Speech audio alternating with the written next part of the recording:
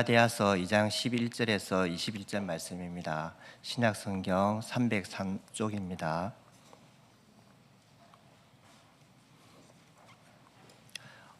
다 같이 교독하도록 하겠습니다.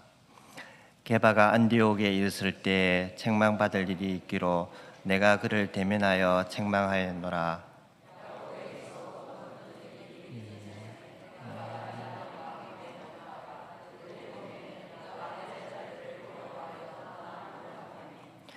남은 유대인들도 그와 같이 외식하므로 바나바도 그들의 외식에 유혹되었느니라.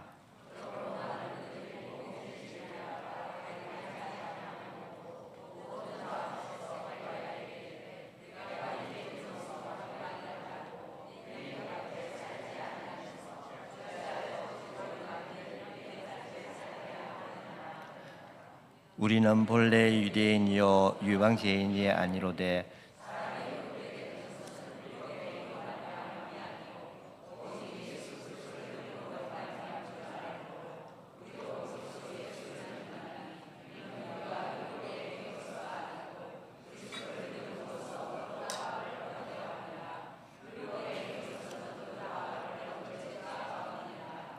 만일 우리가 그리스도 안에서 어렵게 되려 하다가 죄인으로 드러나면 그리스도께서 죄를 짓게 하는 자냐?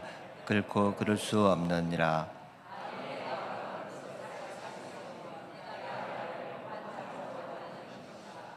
내가 율법으로 말미암아 율법에 대하여 죽었나니 이는 하나님에 대하여 살려 함이라.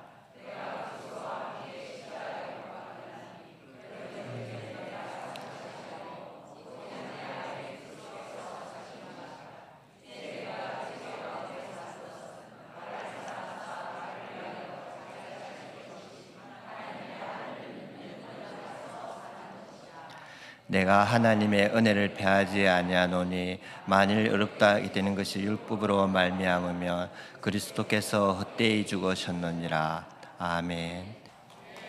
네, 우리 그래도 터키식 인사도 한번 하고 시작했으면 좋겠습니다. 우리 터키식 인사 메르하바입니다. 메르하바. 네, 우리 옆에 분들 한번 보고 메르하바 한번 해주실까요? 메르하바. 네, 우리 말씀 시작하기 전에 동영상 하나 같이 좀 보고 시작했으면 좋겠는데요. 저희 작년 사역한 내용들을 좀 영상으로 좀 만든 거기도 하고, 그리고 터키를 좀 소개하는 영상이기도 합니다. 그래서 같이 보고 메시지 나누도록 하겠습니다. According to the current government of Turkey, 99.8% of their population is Muslim, with most of them following the tenets of Sunni Islam. The road to this near unanimity of faith is a long one, beginning in the 7th century with the early spread of Islam. Prior to this, Asia Minor was predominantly Christian and included two of the most important centers of Christian history and practice, Constantinople and Antioch, within its borders. The first major push of Muslims into this territory was the Battle of Manzikert in 1071, when the Seljuk Turks took a huge portion of Anatolia from the Byzantines. A century and a half later, a local leader from this Muslim-dominated territory began consolidating and expanding his power. When his descendants conquered Constantinople in 1453, they forcibly ended the Byzantine Empire and began nearly 5 centuries of Ottoman rule. In Anatolia, under the Ottoman Empire, Christians and Jews had some socio-political limitations imposed on them. They paid higher taxes, could not carry weapons, and could not ride on horseback, among others. They were classified as members of a millet, according to their professed faith. The millets were internally self-governing communities of Jews or Christians who were free to conduct their affairs without interference from the Ottomans as long as they remained loyal. They were also not required to adhere to Islamic law. Eastern Orthodox Christians were members of the Rum millet, which operated under the Roman laws of Justinian, the legal system of the Eastern Roman and Byzantine empires. Other Christian sects, like the Armenians, had their own millets, as did Jews. Despite these self-governing millets, non-Muslims were still disadvantaged within the empire, and so many of them converted in order to have the social and legal benefits of being members of the ruling community. By the end of the 19th century, less than 20% of the empire's population was non-Muslim. The Ottoman Empire was dissolved at the end of World War I. At the end of the Turkish War of Independence in 1923, the territory of Asia Minor/Anatolia became the Republic of Turkey. Its government was designed to be secular, with no one religion being favored over another. Even so, there was a large shift in population between Greece and Turkey, meaning that Turkey gained more Muslims while Greece gained more Christians.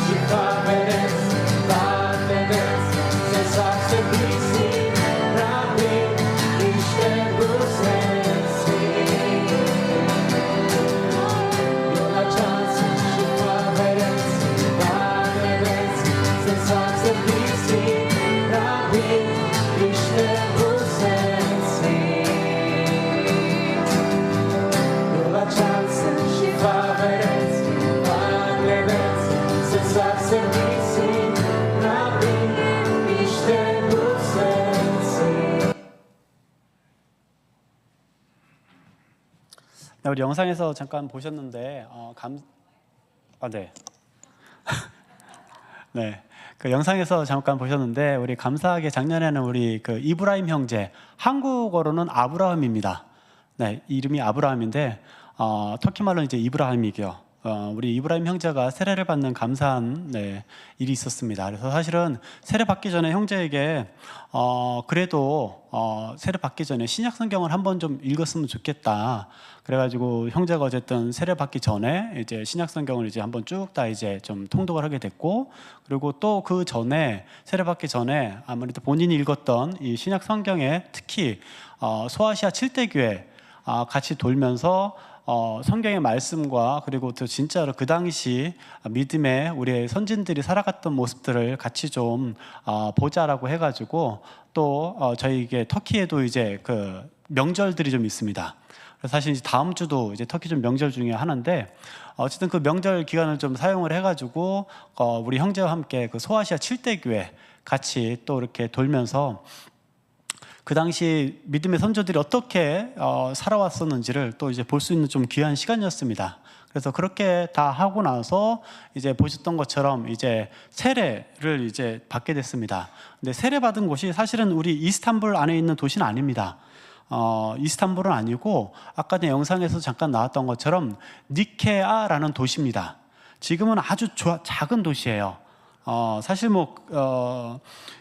근데 이 작은 도시가 왜 좀 유명하냐면 저희 그 기독교 역사에서 보면 기독교가 처음으로 이제 이 로마의 국교, 그러니까 공식적인 종교로 인정이 되고 난 다음에 첫 번째 회의를 공의회라고 보통 이제 얘기를 합니다. 공의회를 소집할 좀 필요가 좀 있었습니다. 그게 왜 그랬냐면은 그 당시 이제 그 교회의 모습들은 공인되기 전까지는 지하로 이제 숨어있던 그 믿음의 선진들이 어쨌든 숨어있는 그런 지하교회 형태로 이제 살아가고 있다가 공식적으로 이제 기독교가 공인이 되고 나서 딱 보니까 지역별로 약간씩 차이가 좀 보였던 거예요. 그 중에서도 좀 특별하게 좀 차이가 좀 났던 것 중에 하나가 이슈가 있었는데 예수님이 누구시냐라는 부분들이었습니다. 그래서 그 예수님이 어떤 분이신지에 대한 부분들을 집중적으로 어쨌든 이 논의가 좀 필요해서 우리 콘스탄티누스 이제 황제가 전체 기독교 안에 있는 리더들, 그 당시의 리더들을 다 한 자리에 모으게 됩니다. 동쪽과 서쪽에 있는 모든 리더들.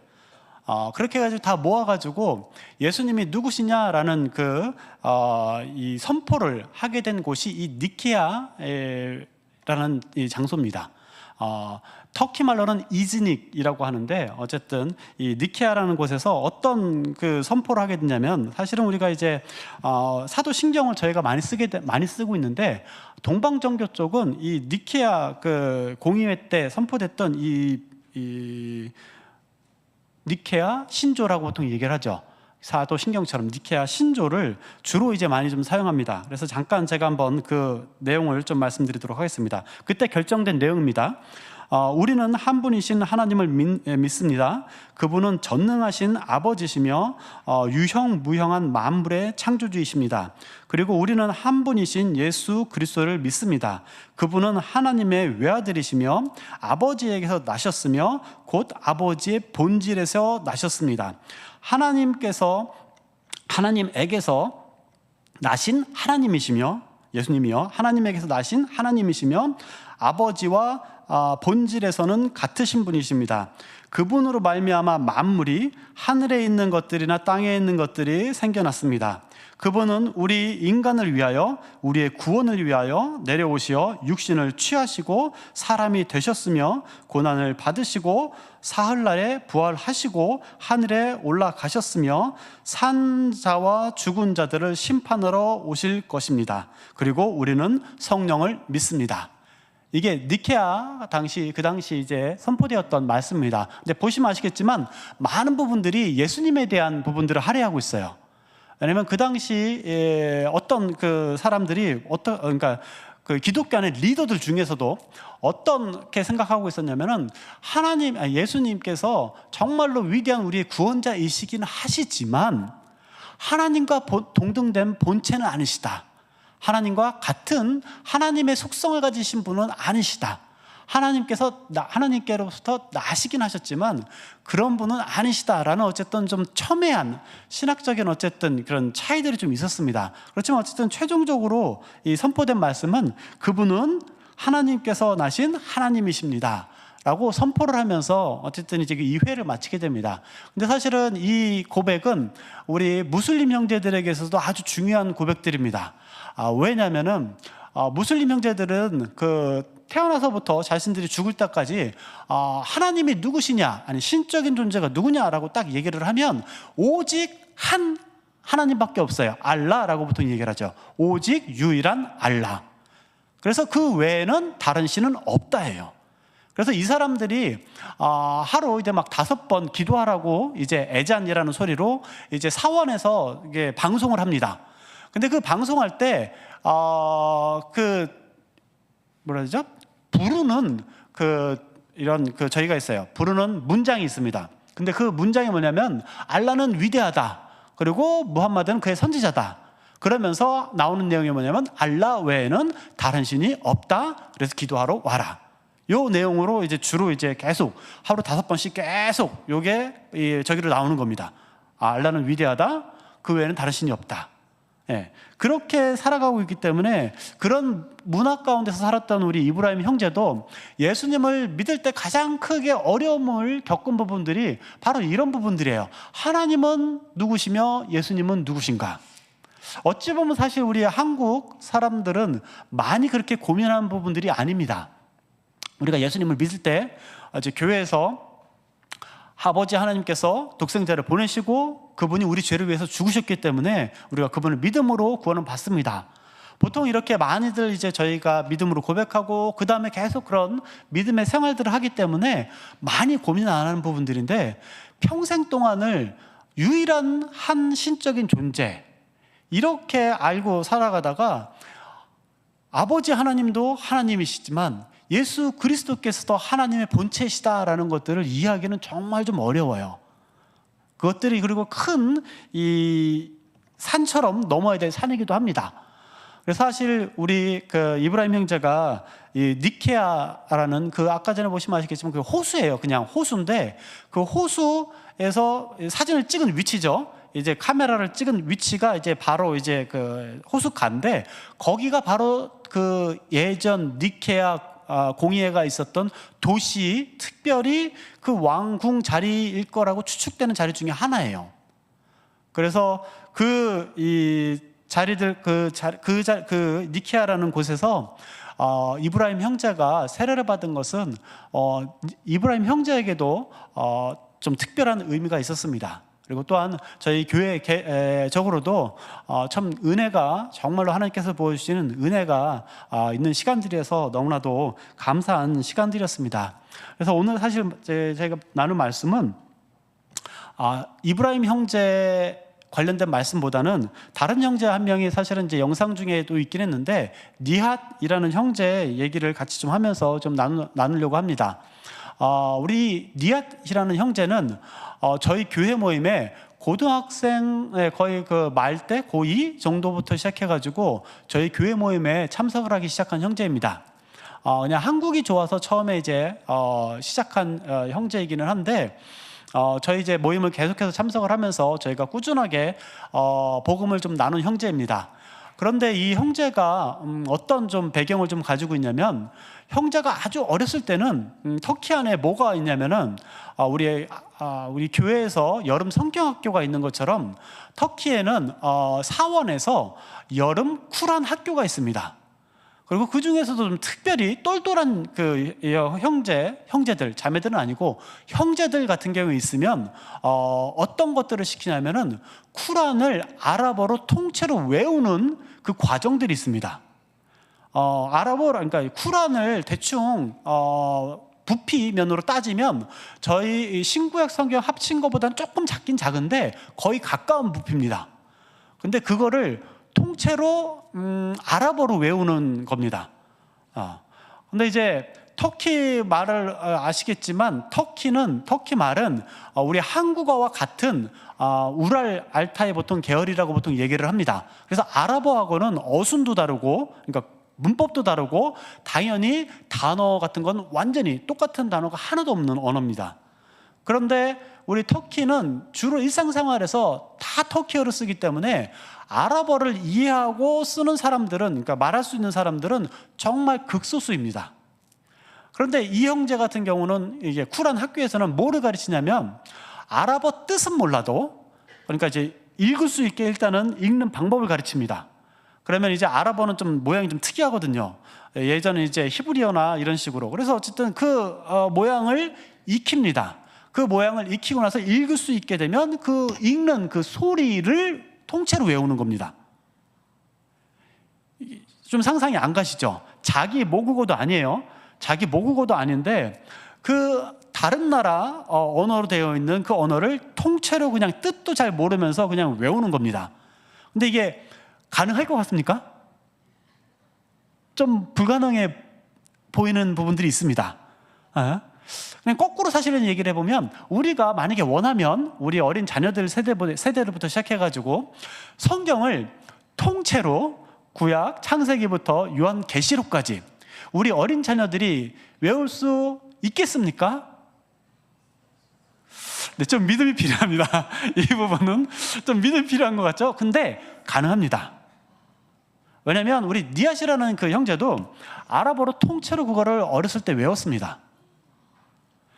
그것도 자기가 원한 형제였습니다.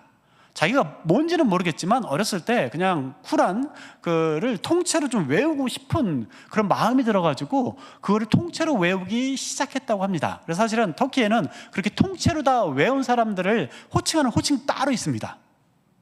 따로. 근데 그 형제도 그런 사람 중에 한 사람입니다. 그래서 어쨌든 이 형제가 그런 형제였는데 자라는 과정 가운데서 이슬람에 대한 회의를 가지기 시작을 했습니다. 이슬람 그 말과 삶이 다른 부분들 때문에 말은 뭐 그 알라를 위해서 살아야 됩니다. 아니면은 착하게 선행을 하면서 살아야 됩니다라고 얘기를 하지만 실제로 삶 가운데 있는 그런 모순들, 그런 이 죄악들, 그런 것들을 보면서 부조리들을 보면서 불공정한 것들을 보면서 이거는 아니다라고 생각을 해가지고 저희를 만날 때쯤 해서는 이제 이슬람에서는 약간 좀 멀어지기 시작한 때였던 겁니다. 그래서 저희가 예수 그리스도에 대해서 이 형제에게 나누고 그리고 진리, 천지를 창조하시는 하나님이 이런 분이십니다 라고 그렇게 나눴을 때도 이 형제에 있어서 가장 큰 걸림돌은 뭐였냐면 그건 알겠는데 오케이 그럼 성경에서 말하는 하나님 그리고 예수 그리스도 구원의 길들은 이해를 하겠는데 이해는 할 수 있는데 그 논리나 이런 것들은 이해는 할 수 있겠는데 그게 진리인지 어떻게 알 수 있냐는 겁니다. 왜냐하면 잘 생각해 보시면 이 형제는 이슬람에서 태어났고 자신의 이슬람에 있는 쿠란에 있는 내용이 진짜 하나님이라고 믿고 자랐던 형제입니다. 그런데 보니까 아닌 것 같은 거예요. 그렇다면 성경에서 말하고 있는 하나님은 그리고 예수 그리스도는 진짜이신지 어떻게 알 수 있습니까? 이게 진리인지 어떻게 알 수 있습니까? 라는 질문이 항상 큰 질문이었던 겁니다. 그래서 사실은 우리 형제에게 저희가 이제 계속해서 나눴던 내용들은 너를 이해를 한다. 왜냐면 저 같은 경우도 사실은 이제 무신론자였다가 이제 예수님 믿게 된 케이스다 보니까 이게 진리인지 진리가 아닌지를 구분하는 거 그리고 이제 알아지는 것들이 정말 어렵고 힘든 과정이다. 그렇지만 하나님을 만나면 알게 된다. 예수 그리스도를 만나면 이게 진짜인지 알게 된다. 라고 이제 계속해서 저희가 이제 복음을 나누면서도 이 내용들을 계속 나누면서 꾸준하게 어쨌든 이제 교제를 하고 복음을 나누고 이제 이랬던 형제였는데 작년에 이제 말 정도 돼가지고 저희 이제 예배 시간에 제가 나눈 말씀 내용이 사실 이 말씀입니다. 우리 갈라디아서 2장 말씀인데 이 말씀 가운데서 형제 가운데서 뭔가 좀 열린 부분들이 하나가 있었습니다. 근데 그게 뭐 때문이었냐면 우리 형제가 사실은 자라는 과정 가운데서 좀 어려운 과정들이 좀 많았습니다. 집안 형편이 좋지가 않았고 아버님, 어머님이 관계가 좋지가 않았고 그래서 최종적으로는 이혼을 하게 됐고 그래서 형제는 이 어머니하고 같이 살게 되고, 그리고 누나는 아버지하고 같이 살게 되고, 어쨌든 그런 좀 어려움들을 좀 이제 많이 있었던 형제입니다. 그래서 그렇게 헤어지고 나서는 또 재정적으로도 어려웠기 때문에 고등학교 공부하는 거든지 대학교 공부하는 거를 형제가 스스로 다 이제 일하면서 공부해야만 했었던 그 형편이었습니다. 그러고 나서 이제 졸업을 하고 취직을 하고 이제 호텔에서 쪽에서 이제 일을 했는데, 근데 그 과정에서도 또 큰 병을 좀 얻게 됐어요. 불치병이라고 보통 얘기를 하는 병 중에 하나입니다. 근데 이런 어려움들을 겪으면서 도대체 내 인생 가운데서는 왜 이런 어려움들이, 왜 이런 그 부조리한 것들이, 불합리한 것들이 계속해서 일어나는 거예요. 그러면서 형제가 다른 사람들을 원망하고, 만약에 이제 부모님들이라든지 아니면은 자기 자신을 또 원망하기도 했습니다. 내가 뭔가 잘못 살아서 이렇게 된 것인가? 정말 창조자가 있다면 내가 잘못 살았기 때문에 이런 어려움들이 나에게 계속 닥치는 것인가? 라고 생각을 하면서 자신을 또 이제 정죄를 하고, 이제 그런 또 어려움들 가운데서 있으면서 또 약간 이렇게 우울증도 생기기도 하고, 그런 어려운 시기들을 좀 살았던 형제입니다. 그런데 이제 오늘 말씀 가운데서 어떤 내용들을 사실은 사도 바울이 나누기 시작을 하냐면은 그 복음과 예수 그리스도의 십자가에 대한 내용을 나누기 시작을 합니다. 그래서 오늘 배경되는 말씀이 뭐냐면 갈라디아 교회에게 보내는 사도 바울의 편지입니다. 이 갈라디아 교회는 사실 터키에 있는 지역입니다. 지금 터키의 딱 중간입니다. 딱 약간 동쪽이긴 한데 거의 그냥 딱 터키의 중간 정도에 있는 지역입니다. 그 지역에 여러 교회 공동체들이 생기기 시작을 했습니다. 그 지역에 있는 교회들에게 사도 바울이 이 서신서를 쓰게 된 건데, 근데 오늘 11절부터 나오는 이 말씀의 배경은 뭐냐면, 아까 전에 우리 동영상에서 보셨는지 모르겠는데 비잔틴 제국 안에 큰 도시들, 아주 중요한 도시들이 몇몇 도시들이 있었습니다. 그 하나는 뭐냐면 지금의 이스탄불이라고 얘기를 하는 콘스탄티노플, 그리고 또 하나는 어디냐면 안디옥. 네, 저희 안디옥 성경에서 많이 이제 읽은 지역입니다. 처음 이방인 선교를 위해서 바나바와 사도 바울을 파송한 교회, 안디옥 교회입니다. 그 안디옥 교회가 지금 이제 터키 이제 안에 있는 그 교회인데, 그런데 그 안에는 주로 안디옥 교회는 이방인들과 그리고 유대인들이 섞여 있는 공동체였습니다. 약간 섞여 있는 교회 공동체였는데, 그러다가 보니까 바나바나 사울은 이방인들과 함께 식사를 하고 뭐 이런 것들이 아주 자연스러웠습니다. 그런데 예루살렘 쪽에서 온 이 베드로죠. 이 베드로나 아니면은 야고보, 이쪽 그 예루살렘 쪽, 그러니까 유대인들만 사는 기독교 공동체들에 있어서는 이 이방인들과 함께 식사를 하고 이방인들과 교제를 하는 부분들이 조금 쉽지가 않았었습니다. 받아들이기가. 그래서 어떤 사건이었냐면 베드로와 바나바와 그리고 다른 우리 유대 배경의 우리 형제들과 그리고 이방인, 아마도 이 안디옥 쪽에 있었던 이 형제들일 겁니다. 그쪽에 있는 이방인 형제들이 같이 식사를 하고 있었는데, 안디옥 쪽에. 그런데 예루살렘 쪽에서 누가 오냐면 야고보에 관련된 사람들이 왔습니다. 그런데 이 야고보와 관련된 사람들은 어떤 사람들이었냐면 할례자들이라고 여기서 표현하고 있습니다. 그러니까 할례를 받아야 구원을 받는다라고 생각을 하고 있었던 크리스찬들이기도 합니다. 유대 배경이다 보니까 그 사람들에게는 그게 자신들의 문화이기도 하고 성경 말씀이기도 하다 보니까, 어쨌든 그런데 그런 할례자들, 야고보 쪽에서 온 사람들이 그 식사 자리에 온다는 소리를 듣고 베드로가 그 자리를 떠나버린 겁니다. 왜요? 이 할례자들이 오면 뭔가 또 구설수가 생기고 말이 생기고 문제가 생길 거를 생각을 해가지고 아예 그 자리를 떠나버립니다. 근데 그 자리를 떠나버리게 되니까 누구까지 떠납니까? 바나바도 떠나버립니다. 그리고 남은 유대인들 형제들도 떠나버립니다. 그리고 누구만 남습니까? 이방인 형제들만 그 자리에 다 같이 식사하다가 그런 사건들이 한번 일어났던 겁니다. 근데 그 자리에 바울은 없었던 거죠. 그러다 보니까 바울이 나중에 이 소식을 듣고 이제 화가 좀 났겠죠.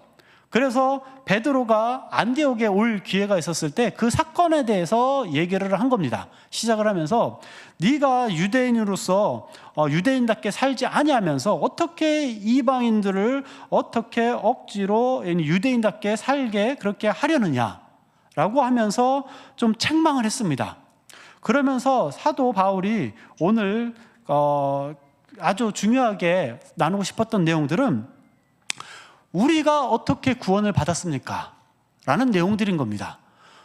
우리 유대인 배경조차 우리 제자들도, 예수님의 제자들도 과연 우리가 어떻게 구원을 받았고 또 우리 그러니까 이방 그리스도 형제들은 어떻게 구원을 받았습니까? 라고 이제 얘기를 하면서 16절에서 사람이 의롭게 되는 것은 율법의 행위로 말미암음이 아니요 오직 예수 그리스도를 믿음으로 말미암은 줄 알므로 우리도 그리스도 예수를 믿나니 이는 우리가 율법의 행위로서가 아니고 그리스도를 믿음으로써 의롭다함을 얻으려 함이라. 율법의 행위로서는 의롭다함을 얻을 육체가 없느니라 라고 얘기를 하면서 오직 예수 그리스도를 믿음으로 우리가 의롭다함을 얻었다, 구원을 얻었다 라고 이제 얘기를 합니다. 그런데 그 얘기를 하면서 율법에 대한 얘기를 합니다. 율법의 행위. 사실은 할례도 그러니까 유대인들에게 있어서는 할례 자체가 누구의 말씀이었냐면 하나님의 말씀이셨습니다. 그것도 특별히 누구부터 시작해서요? 아브라함부터 시작해서 너는 나의 백성이다. 그리고 그 백성된 표징을 내가 너희들에게 주겠다. 할례다. 그래서 이거는 너희들과 너희들의 자손들이 대대로 지켜야 될 어떤 약속이다. 나와의 약속. 하나님과의 약속이었던 거예요. 그런데 어쨌든 그 율법의 그런 그러니까 하나님께서 주셨던 그 말씀들인데 그 말씀의 행위로는 의롭다함을 육체가 아무도 없다라고 사도 바울이 얘기를 하는 겁니다. 오직 예수 그리스도를 말미암아. 그래서 율법의 행위로서, 그러니까 율법을 지킴으로써 의롭다함을 얻을 육체가 세상에는 한 명도 없다라고 선포를 합니다. 사실 사도 바울은 저희가 잘 아는 것처럼 유대인 중에 유대인입니다. 정말 열심으로는 가말리엘의 제자이기도 하고 아주 유명한 그 당시 스승, 그 스승의 어쨌든 제자이기도 하고 열심으로는 교회를 핍박을 했죠. 우리 스테반 집사를 죽일 때 가장 큰 역할을 했던 사람이 바울입니다. 그러니까 사실은 율법의 행위, 율법을 지켜나가는 것에 있어서는 거의 완벽에 가까웠던 사람입니다. 사도 바울이. 그런데 이 사도 바울이 예수님을 믿고 나서 자기 자신의 삶과 과거를 다 돌아보니까 알게 된 게 무엇이었냐면 율법의 행위로는 구원받을 수가 없다. 의롭다함을 받을 수가 없다라는 것이었습니다. 그래서 다시 한번 이제 선포하는 게 오직 예수 그리스도 외에는 없습니다 라고 이제 선포를 하게 됩니다. 그런데 사실은 이 사건을 조금 좀 더 자세하게 좀 저희가 이해하려면 좀 구약의 좀 말씀으로 좀 넘어가야 될 필요가 있습니다. 구약의 말씀 중에서도 특별히 우리 선악과 사건입니다.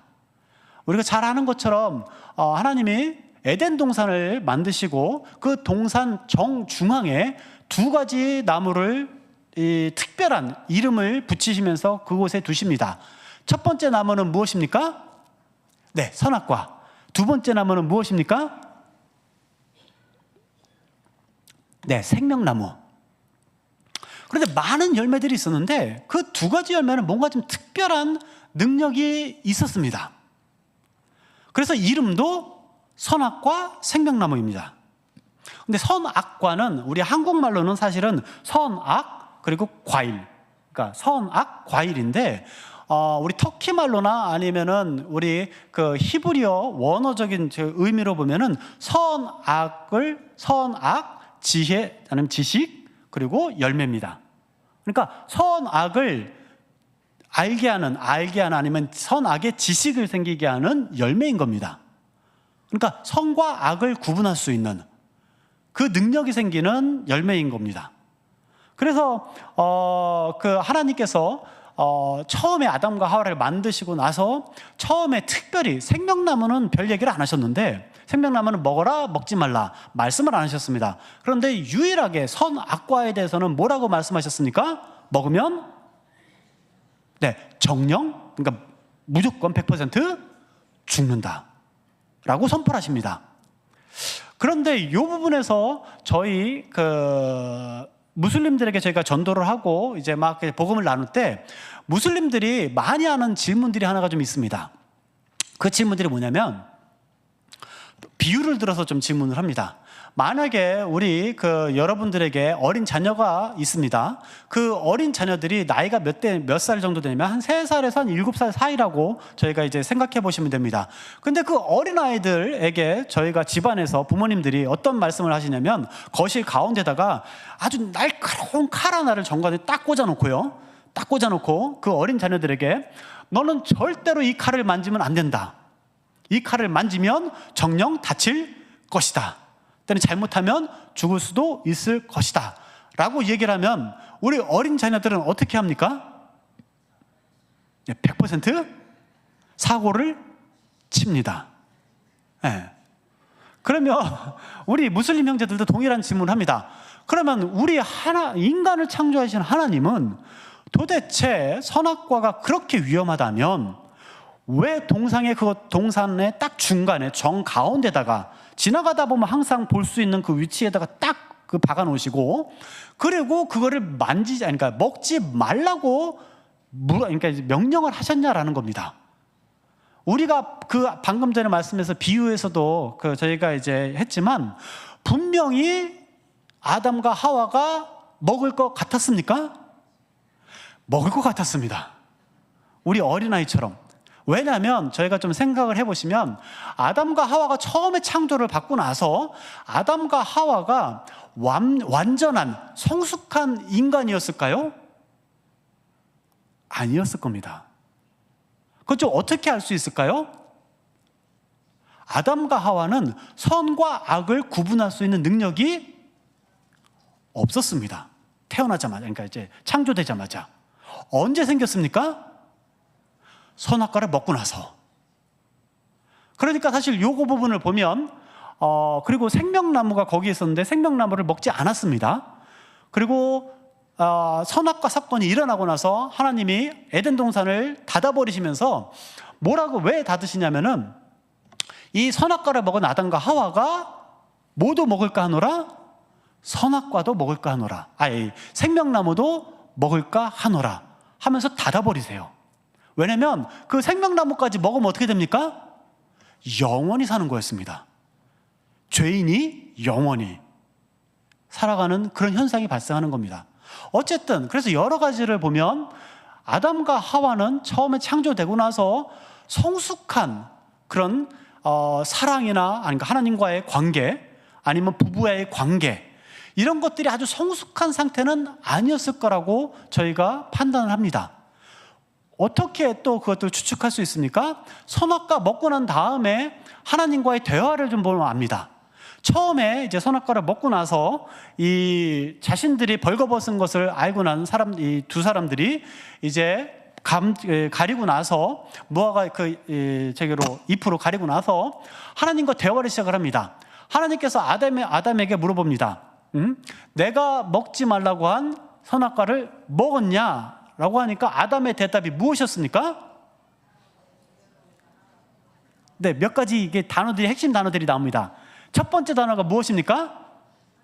하나님이 만드신 저에게 주신. 그 다음에 누구가 나옵니까? 저 여자. 그리고 저 여자가 뭐 했습니까? 저에게 줬습니다. 그래서 사실은 요거를 딱 보면 아담이 정말로 성숙한 남편이 아니었다라는 것도 추측해 볼 수 있습니다. 그런데 이 사건에 있어서 가장 중요한 것은 무엇이었냐면 선악과를 먹고 나서 생긴 변화가 무엇이냐라는 겁니다. 아담과 하와에게 생긴 변화. 그 변화의 핵심에는 진짜로 선과 악을 구분할 수 있는 능력이 한 번에 생겼어요. 한 번에 그것도. 그래서 아담이 처음에 하나님에게 변명 아니면 자신의 이런 변호를 어떻게 했냐면 하나님이 처음에 저 여자를 저에게 주시지 않으셨다면 이 사건은 일어나지 않았습니다. 그리고 저 여자가 나에게 주지 않았다면 선악과를 주지 않았다면 이 사건은 일어나지 않았습니다. 맞는 말입니까? 맞는 말입니다. 네, 맞는 말입니다. 근데 이거를 어떻게 이해를 했을까요? 선과 악이 보이기 시작을 한 거예요. 어떤 게 선한 것이고 어떤 게 악한 것인지가 보이기 시작한 겁니다. 그러면 하와 같은 경우는 어떻게 했습니까? 하나님이 묻습니다. 네가 왜 먹었냐? 라고 얘기를 했더니 하와는 뭐라고 대답합니까? 네, 뱀이 저를 유혹을 해서 제가 먹게 됐습니다. 맞는 얘기입니까? 맞는 얘기입니다. 그런데 이 사건에 있어서 자세히 보면 뭔가 좀 이상합니다. 무엇이 이상하냐면 이 사람들이 선과 악을 구분한 건 맞는데 뭔가 완전하지가 성숙한 구분이 안 되고 있는 것을 볼 수가 있습니다. 어떻게요? 아무리 상대방이 하와가 저에게 준다고 하더라도 아담은 거부할 수 있었습니까? 있었습니다. 근데 그거를 선택한 건 누굽니까? 아담이었습니다. 하와도 마찬가지였습니다. 아무리 뱀이 꼬셨다고 하더라도 그를 최종적으로 거부할 수 있는 권리는 하와에게 있었습니다. 그런데 그거를 먹고 나서 하나님께 뭐라고 대답을 합니까? 마치 자신은 죄가 없는 것처럼, 마치 자신은 선한 것처럼 대답을 합니다. 그러나 아담과 하와도 사실은 그 대답을 하면서조차도 뭘 느끼고 있었을까요? 자신들이 잘못했다라는 것을 알고 있었던 겁니다. 그런데도 불구하고 아는데 말은 어떻게 나갑니까? 다르게 나가는 거예요. 뭔가 자신은 맞고 상대방은 틀렸습니다. 저는 선하고 저 사람은 악합니다. 그렇기 때문에 제가 이렇게 된 겁니다. 라는 것들을 시작을 하게 된 겁니다. 그래서 사실은 우리 그 니아시라는 형제도 이 선악과 사건에 대한 이 얘기를 쭉 들으면서 인간들이 이 천지 창조부터 시작해서 지금까지도 가장 어렵게 가장 치열하게 싸우고 있는 것이 바로 이 선악과의 문제인 것입니다. 지금 우리 중동에서 일어나고 있는 모든 전쟁들, 우리 러시아와 우크라이나 전쟁들 가장 가까운 이런 모든 인류 역사에 있어서 모든 전쟁들의 시작은 어디였습니까? 사실은 선악과의 문제였습니다. 나는 옳고 상대방은 틀렸다는 겁니다. 우리는 선이고 상대방은 악인 겁니다. 그래서 싸워서 이겨야 되는 겁니다. 그리고 취해야 되는 겁니다. 그거를 인류가 계속해서 반복을 해왔던 거예요. 그리고 치열하게 그거를 싸웠던 겁니다. 그렇기 때문에 사실은 인류는 다양한 방법으로, 하나님이 아니어도 다양한 방법으로 만약에 이제 철학이라든지 철학에서 선과 악이란 무엇이냐 이런 것들도 엄청나게 고민을 했고 사회학적으로도 엄청나게 고민을 했습니다. 어떻게 우리가 살아가야 될 것인가? 당연히 하나님을 믿는 사람들도 어떻게 고민을 하고 살았습니까? 하나님을 믿으면서 어떻게 선하게 살아가야 되는 것인가? 이런 치열한 고민들을 인류는 끊임없이 했던 겁니다. 그런데 성공했습니까? 한 명도 성공한 사람이 없습니다. 한 명도. 사실은 유대인들도 마찬가지고 구약의 이 말씀, 율법의 말씀을 가지고 사실은 이 율법의 말씀은 하나님께서 왜 주셨습니까? 라고 생각을 해보면 사람들이 아담과 하와 이후에 우리 창세기를 쭉 보다 보면 사람들이 어떤 표현들이냐면 각자 소견에 옳은 대로예요. 각자 소견에, 각자 자기 생각에 옳은 대로. 그러니까 각자 자기 생각에 선이라고 생각하는 대로 사람들이 살기 시작했습니다. 그런데 문제는 제가 말씀드린 것처럼 선악과를 먹고 나서 생긴 사람들의 이 선악을 구분하는 능력이 성숙하지 못하고 완전하지가 못한 것입니다. 그러다가 보니까 나는 맞고 상대방은 틀립니다라는 그 생각들로 뭔가를 세상을 해결하려고 계속해서 노력을 하는 것입니다. 그래서 하나님께서 무엇을 주십니까? 하나님의 선이 무엇인지를 길을 하나 보여주십니다. 너희들이 자기 생각으로 생각하는 선악이 있지만 하나님이 생각하는 선과 악은 이거다라고 해서 길을 보여주십니다. 율법이라고 보통 얘기를 하는 구약의 말씀드립니다. 네 하나님 여호와를 사랑하라. 온 몸과 정성과 힘을 다해서 여호와 하나님을 사랑해라. 내 이웃을 내 몸처럼 사랑해라. 그리고 아까 전에 말씀하셨던 할례 같은 경우 나와 너희들의 언약이다 라는 이런 많은 이 진리에 대한, 선에 대한 길들을 보여주십니다. 그런데 하나님께서 이 길을 보여주실 때 인간들이 이것들을 100% 완벽하게 지킬 수 있을 거다라고 생각을 하시고 과연 인간들에게 주신 것일까요? 아닌 겁니다. 이것을 완벽하게 지킬 수 있는 사람들은 그 어느 누구도 없을 것이라는 것을 아시면서도 하도 사람들이 다 자기 소견에 좋은 대로 생각을 하니까 적어도 기준은 하나 내가 보여주겠다라고 해서 주신 것입니다. 그리고 인간들은 이 하나님이 보여주신 길들을 지키려고 끊임없이 노력하지만 무엇을 보게 됩니까? 계속해서 실패하는 자기 자신의 모습을 보게 되는 겁니다. 그러면서 좌절과 절망을 하게 되는 겁니다. 사실 우리 그 니아시 형제도 세상 사람들 가운데 자신은 자신 나름대로 선하게 살려고 많이 노력을 했음에도 불구하고 끊임없이 생기는 문제들, 갈등들, 이것들을 가지고 그 인생 가운데서 헤어나오지를 못하고 있었던 겁니다. 남들을 비방하고 나는 잘못이 없는데 남들이 잘못한 것입니다. 또 때로는 자기 자신을 정죄하고 비판하고 그렇게 살아오다가 이 선악과의 사건과 예수 그리스도의 십자가에 대한 이 말씀이 이 형제를 자유케 한 거예요. 아, 내가 왜 이렇게 오랜 세월 동안 매여 있었던 것인가? 내가 왜 오랜 세월 동안 다른 사람들을 그렇게 판단하고 비방하고 비교하고 이렇게 살아왔던 것인가? 이게 선악과서부터 생긴 모든 인류가 가진 문제이구나. 그리고 이 문제 가운데서 우리가 지금 사도 바울은 어떤 해결점을 우리에게 주고 계십니까? 오직 예수라는 해결점을 제시하고 있는 겁니다. 그렇다면 과연 이 오직 예수라는 이 해결점 안에 과연 인간들이 어떻게 이 선악과로부터 자유케 되어지는지를 사실은 우리 그 고린도전서 8장 1절 말씀을 같이 좀 보면 조금 더 좀 이해가 쉬워집니다. 고린도전서 8장 1절부터 3절까지 말씀인데 제가 좀 읽어드리도록 하겠습니다. 이 고린도는 지금 그리스 쪽에 있는 교회 지역입니다. 그 중에서도 그 사람들은 대부분 다 이방인들이었기 때문에 그 지역에 많은 이방 신들을 섬기는 제사들이 있었고 그 제물들이 있었습니다. 그 제물들, 그러니까 고기들이죠. 고기들을 일반 시장에서도 많이 판매를 했습니다. 왜냐하면 제사 드리고 남는 게 고기니까 그거를 다 먹지 않고 이제 판매하는 그런 일들이 있었는데 그 사건들에 대해서 사도 바울이 얘기를 하면서 우상의 제물에 대하여는 우리가 다 지식이 있는 줄을 아나 지식은 뭐라고 합니까? 교만하게 합니다. 지식은 우리가 있지만 지식은 교만하게 합니다. 그리고 사랑은 덕을 세웁니다.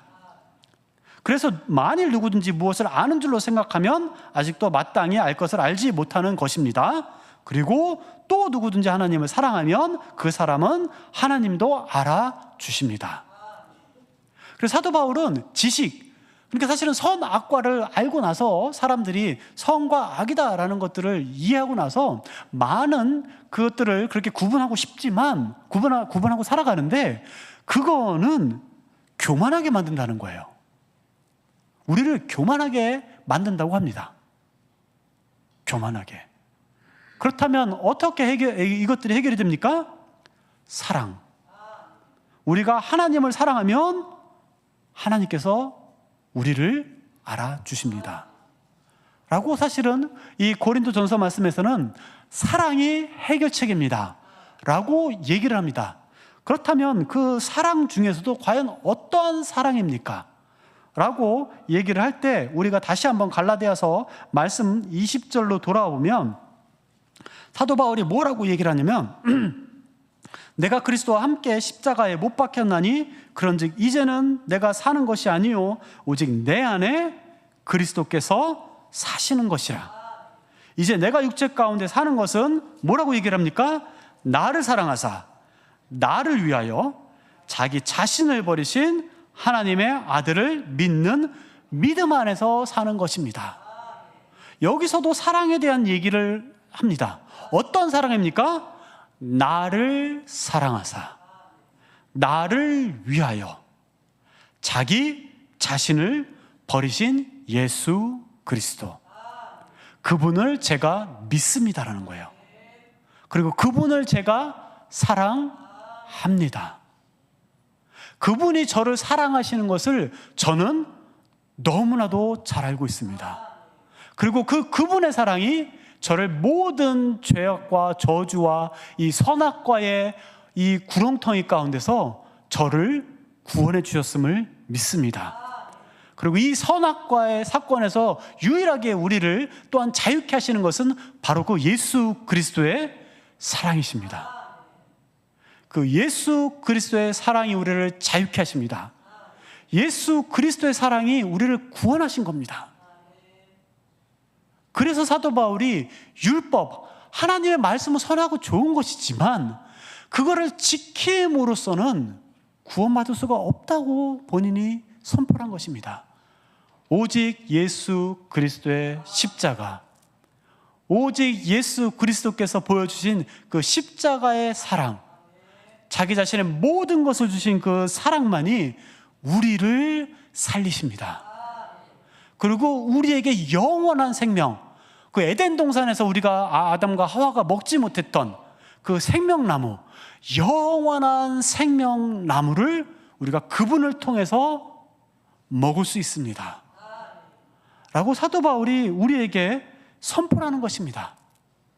그래서 사실은 그렇기 때문에 사실은 우리가 우리의 가정 가운데서, 우리 교회 가운데서, 우리 사회와 우리 모든 열방 가운데서 바로 이 선악과의 이 얽매임과 어찌 보면 저주 가운데서 우리가 자유케 되어야만 한다는 것입니다. 이 선악과가 정말로 많은 문제들을 일으키는 건 사실 우리 삶 가운데서 보고 있습니다. 우리 가정에서 볼 수 있습니까? 있습니다. 우리 자녀들과 부모님들 사이, 우리 좋으신 부모님들 관계들도 있습니다. 그렇지만 우리 자녀들, 지금 이제 우리 자녀들 세대들이 정말 어려운 시대 가운데 살아가고 있는데 이 자녀들이 부모님 세대를 보면 이해가 갑니까? 안 갑니다. 자녀들이 부모님 보면서 우리 부모님들은 왜 저러고 사십니까?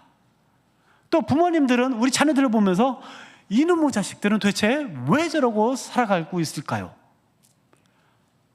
또 남편과 아내 가운데 보시면서 아니 우리 남편은 도대체 왜 저러고 살아갈까요? 또 우리 아내는 도대체 왜 저럴까요? 끊임없이 비교와 정죄와 판단과 우리 삶들 가운데서 이것들이 계속해서 불쑥불쑥 튀어나온다는 겁니다. 그리고 이것들로 말미암아 관계가 깨어지는 겁니다. 이게 시작인 거예요. 이 선악과로 인해서 사실은 하나님과 인간들의 관계가 깨어지고 아담과 하와의 관계가 깨졌습니다. 사실은 동일하게 지금도 이것들은 우리들의 모든 관계들을 깨트리려고 하고 있는 겁니다. 상대방을 바라보면서 나는 맞지만 너희는 틀리다. 내가 비교해 보니까 쟤는 좋은데 너는 왜 그러니? 이것들을 끊임없이 우리의 가정 가운데서 우리가 합니다. 우리 사회 가운데서는 그럼 어떻습니까? 이거를 극렬하게 가장 볼 수 있는 것이 정치입니다. 정치에서는 야당과 여당이 계속해서 뒤바뀌기도 합니다. 뒤바뀌기도 하는데 항상 뭐라고 얘기를 합니까? 내로 남불.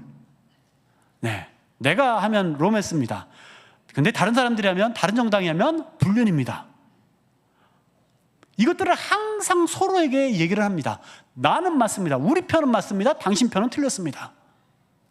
과연 그렇습니까? 아닙니다. 그 어느 누구도 정말로 하나님이 보여주신 선한 것들 가운데서 내가 이것들을 지키면서 살아갑니다. 지금도 사실 어찌 보면 우리가 그리스도인이 됐지만 그리스도인이 되고 나서도 제가 하나님이 주신 모든 말씀들을 완벽하게 지키면서 살아갈 수 있습니다 라고 질문을 하면 과연 우리의 대답은 무엇일까요? 무슨 대답이 나오겠습니까?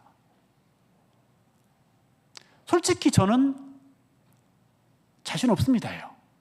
여러분들은 잘 모르겠습니다. 끊임없이 실수하고 끊임없이 실패하는 제 자신을 보니까요. 그런데 우리가 살아가는, 특별히 제가 보기에는 이 세대 가운데, 특별히 이 역사 가운데서 지금 시대는 너무나도 이 선악과의 이 경쟁과 이 사건들과 이것들을 가지고 서로가 상대방을 정죄하고 판단하고 비교하고 이것들이 너무나도 심한 겁니다. 그리고 그 굴레 안에서 헤어나지를 못하고 있는 겁니다. 제가 이번 주 중에 우리 고등학생 형제 하나랑 같이 좀 교제할 수 있는 시간이 있었습니다. 근데 그 형제가 제가 한 번도 듣지 못했던 그 말을 하나를 좀 해줬습니다. 그게 뭐였냐면, 그 형제 어쨌든 상황도 조금 좀 쉽지 않은 상황이었는데, 좀 어려움을 겪고 있는 형제였는데, 그 형제가 어떤 표현을 썼냐면, 쉬었음 청년.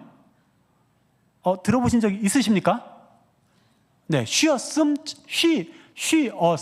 청년. 그리고 그 다음 단어는 약간 좀 더 충격이었습니다. 안 죽음 노인. 다 들어보셨습니까? 네, 저도 처음 들었어요. 근데 이게 청소년들 안에, 아니면 청년들 세대 안에서 쓰는 단어더라고요.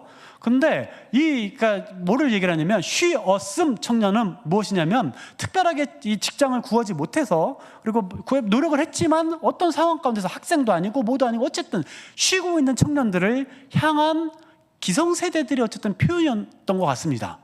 기성세대들이 이 청년들에게 쉬었음 청년, 약간 그런 사고들, 그런 생각들, 그런 그 시각들을 보고 그 세대들을 이렇게 약간은 딱 이 표현이 아니더라도 그런 표현들을 약간, 아니면 시선들이라든지 눈치라든지 이런 것들이 있었던 것 같습니다. 그래서 쉬었음 청년이라는 표현이 있다 보니까, 그럼 이 청년들이, 쉬었음 청년들이 기성세대들을 향해서, 어른 세대들을 향해서 뭐라고 표현합니까? 안 죽음 노인. 안 죽으신다는 거예요. 안 죽으신다는 겁니다. 어르신들이 안 죽으니까 피해는 누가 봅니까? 네, 자신들이 본다고 하는 겁니다. 맞습니까? 조금 당황스럽습니다. 네라고 하신 분들도 계셔서. 네. 근데 사실은 이 표현들 안에서 제가 정말로 놀라기도 하고 안타까웠던 겁니다. 깊숙이 뭐가 뿌리박고 있습니까? 선악과에 대한 이 원망, 이 다른 사람들을 향한 원망과, 나는 왜 이럽니까? 내가 이렇게 된 건 내가 잘못해서가 아닙니다 라는 억울한 표현이었던 것 같습니다. 그래서 사실은 놀라기도 하고, 왜냐면 그 분노가 안 죽음 노인, 사실은 약간 좀 과한 표현, 제가 보기에는 과한 표현인데 그렇게까지 한다는 겁니다. 안 죽음 노인. 이게 지금 우리 다음 세대들이 느끼고 있는, 그리고 자신들이 생각하는 표현이라는 겁니다. 그래서 놀라기도 했고 안타까웠어요. 물론 시대가 어려운데 과연 우리들은 왜 여기까지 온 것일까요? 왜 여기까지 우리는 다 같이 이 지경까지 우리가 서 있습니까? 라는 거였던 거죠. 그래서 사도 바울은 이 모든 것들 가운데 과연 인류가, 우리 가정이, 우리 공동체가, 우리 민족이, 아니면 우리 열방이 살아날 수 있습니까? 라고 얘기를 하면 살아날 수 있습니다 라고 표현합니다. 오직 예수 그리스도, 그분의 사랑이 우리를 자유케 하십니다. 그분의 사랑이 모든 판단과 비교와 절망과 좌절 가운데서 우리를 자유케 하십니다. 그래서 사도 바울이 뭐라고 얘기를 하냐면, 내가 그리스도와 함께 십자가에 못 박혔습니다. 이제 내가 사는 것이 아닙니다. 내 안에 누가 사는 것입니까? 오직 예수 그리스도께서 사십니다. 사실 오늘 예배 전에 오직 예수로 우리가 찬양을 했습니다. 예수로 충만하네. 내 안에 살아계십니다. 사실 우리가 찬양 가운데 고백했던 고백입니다. 예수로 살아갑니다. 그분이 우리 안에 충만하십니다. 이게 우리 그리스도인들의 고백이라는 겁니다. 그런데 그 예수라는 표현 안에 앞부분에 항상 무엇이 있습니까? 나를 사랑하사 나를 위하여 자기 자신을 버리신 예수님, 그분을 우리가 사랑합니다. 그리고 주님, 그 사랑이 우리를 살려주십시오. 우리의 다음 세대들을 아버지 그 예수 그리스도의 사랑으로 살려주십시오. 모든 비교와 비판과 좌절과 절망 가운데 있는 우리 다음 세대들, 아버지 자유케 하여 주십시오. 오직 예수 그리스도의 사랑으로 우리의 어떤 환경과 우리의 어떤 처지와 우리의 어떤 생각에도 불구하고, 나쁜 생각이나 이런 것들에도 불구하고 있는 그대로 사랑하사 나를 위해서 죽으신 그분이 우리 다음 세대들 주님 살려주십시오. 이 모든 얽매임 가운데서 살려주십시오. 어찌 보면 사실 우리 다음 세대들이 이렇게 어려움을 겪고 있는 것은 솔직히 말하면 우리의 기존 기성세대들의 책임이 큰 것 같습니다. 만약에 우리가 우리 가정 가운데서 정말로 예수로 충만하고 정말로 우리 가정 가운데서 예수의 사랑으로 말미암아 자녀들 가운데서 회복이 일어나고 정말로 그렇게 우리가 살아왔다면 조금은 바뀌었을 거다라는 거죠.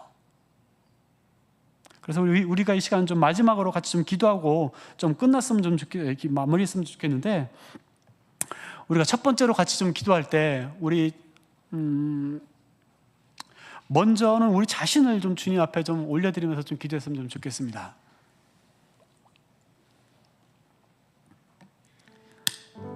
이 세상에서 만약에 모든 사람들이 없고 한 명 나만 있다고 할지라도 우리 예수님은 나를 사랑하사 나를 위하여 자기 자신을 버리신 우리의 예수님이십니다. 그러게 이 시간 우리가 먼저 기도하며 좀 나아갔으면 좋겠습니다.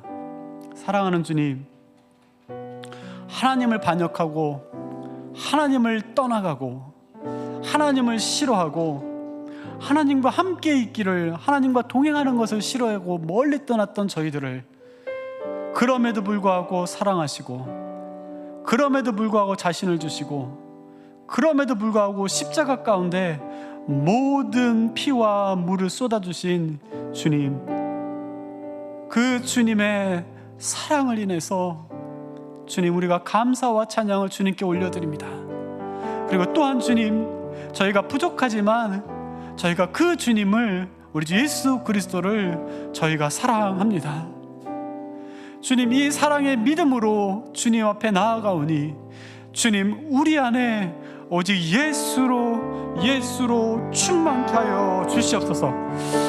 오직 우리가 예수 그리스도와 함께 십자가에 못 박혔나니 그런즉 이제는 내가 사는 것이 아니요 오직 내 안에 오직 예수 그리스도께서 사시는 것입니다. 사랑하는 주님, 당신으로 충만케 하시고 특별히 하나님, 우리 주님께서 보여주신 그 예수 그리스도의 사랑으로 우리를 충만케 하여 주시옵소서. 그렇게 우리 자신을 좀 주님 앞에 올려드리면서 좀 기도하면서 나갔으면 좀 좋겠습니다. 예, 주님.